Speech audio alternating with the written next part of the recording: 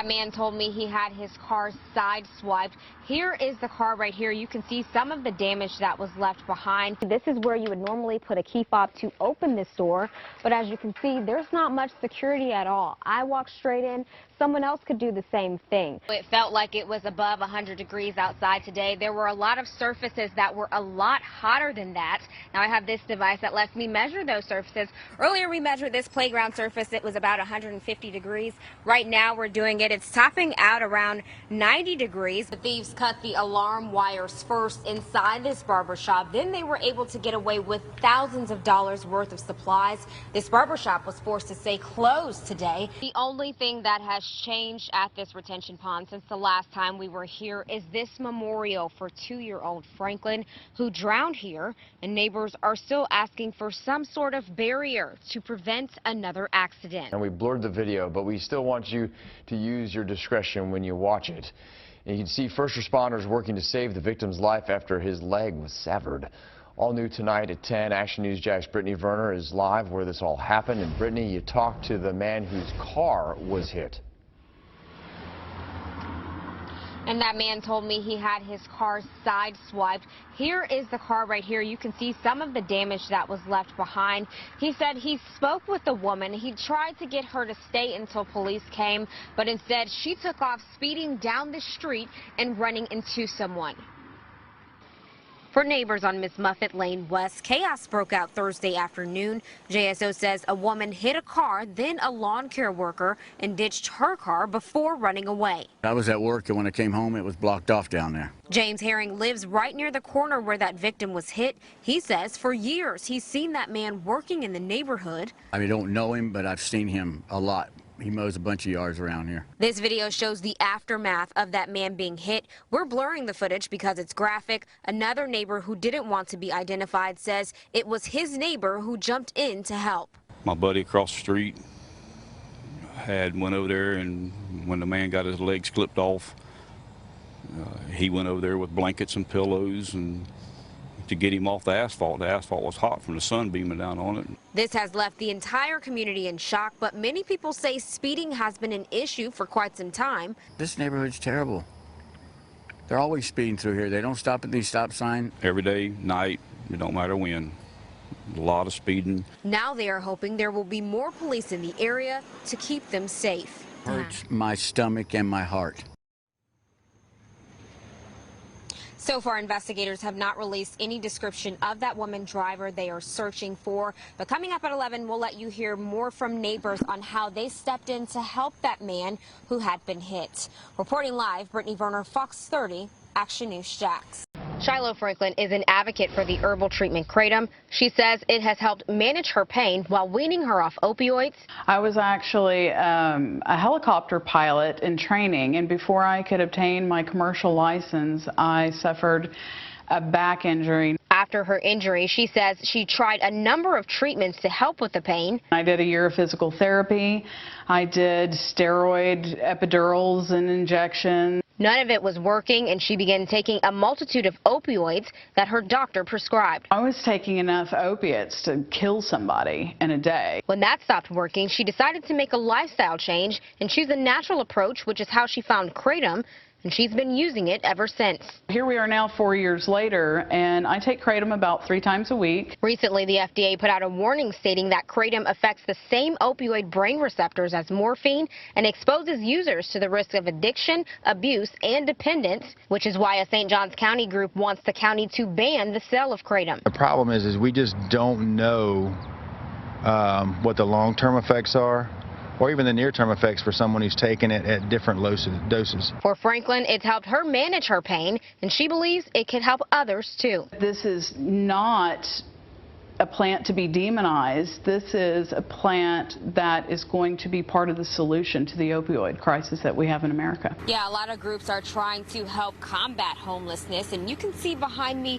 there are some people here outside. Although it's cold right now, people are setting up, preparing to spend the night here outside in honor of shedding light on homelessness in our area.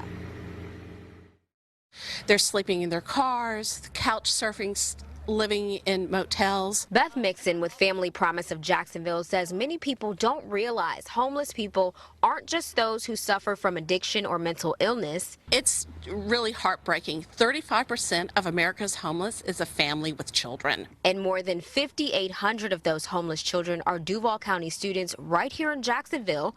Not to mention, there is a significant number of younger children who aren't accounted for. They're infants, they're toddlers, they're in pre-K. 1 out of 4 of the homeless is a child age 6 and under, and Mixon says when they grow up without a stable home, it's hard for them to have a stable life. They do better holistically, health, academically, mental health, if they have a stable place to live. That's why Family Promise created Cardboard City, an annual event which allows people to live homeless for the night so they can experience what those families face every day. If they were having to move from night to night, how would they find shelter? How would they find food? Although it's the hard times that got those families in that situation, Mixon says their goal is to help get them out. It's really economics. It's the crunch between affordable housing and enough income. Friday, around 2.5 inches of rain fell in the streets of this Orange Park neighborhood.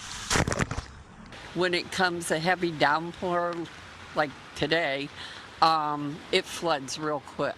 Sharon Galloway lives near DeBerry Avenue where the water gathers quickly, but it's slow to disappear. This is how deep this water is right now, and I'm standing next to a drain. And keep in mind, the water has already started receding. I've seen it come in people's garages, but it's usually a lake around here. I've seen people go out in canoes. And because this location is at an intersection, Galloway has taken extra steps to try and secure the barriers in front of her house to make sure people don't get stuck trying to turn around.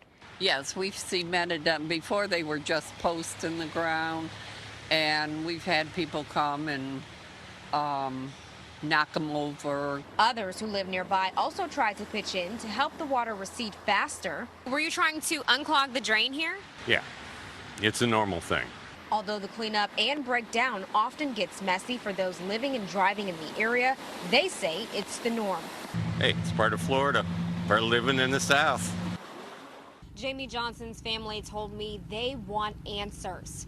You can see their still crime scene tape here where this happened. They told me he was a senior at FAMU studying business and he was set to graduate next spring in 2020, but on this very corner is where he took his last breath. We don't know what happened. We really have no idea. We've heard competing narratives about what took place. Attorney Lee Merritt represents Jamie Johnson's family and says they've heard multiple versions of what happened to Johnson last Saturday. Some of the witnesses' statements that we've heard informally contradict what law enforcement has said. JSO says during a traffic stop, Johnson told them he had a gun, but when they tried to escort him to their car, things escalated. The subject pushed Officer Garriga away, and a struggle ensued. JSO says during the struggle, Johnson jumped back in his car and tried to reach for his gun while trying to drive away. That's when Officer Garriga fired at Johnson 4 times. The family says they don't believe that story, which is why they chose to have a separate investigation. We'll be looking for how many times he was struck, where he was struck, to see if it's consistent with the narrative provided by law enforcement or with the narrative by eyewitnesses. They are having a private autopsy and a ballistics expert will investigate the car and recreate the shooting. Although this will never bring Johnson back, his family hopes their investigation brings clarity to how their son died. We believe that officers need to be held accountable when they violate the Constitution, when they violate citizens' rights. We don't know if that's the case here, but it certainly needs a sober look and a review, and the family needs to be treated fairly throughout the entire process. We do know that both officers were wearing body cameras, and we just learned today that the traffic stop was for a seatbelt violation. Today, Attorney Merritt and Jamie's family met with the state attorney's office. The family tells me they weren't allowed to see that body cam footage, and JSO claimed it was dislodged during that altercation. They also said that JSO said there was no dash cam footage during this altercation as well. And we have reached out to JSO. I called and emailed them to clarify, and I'm still waiting to hear back. Reporting live in Jacksonville, Brittney, Verner, CBS 47 Fox 30, Action News Jax.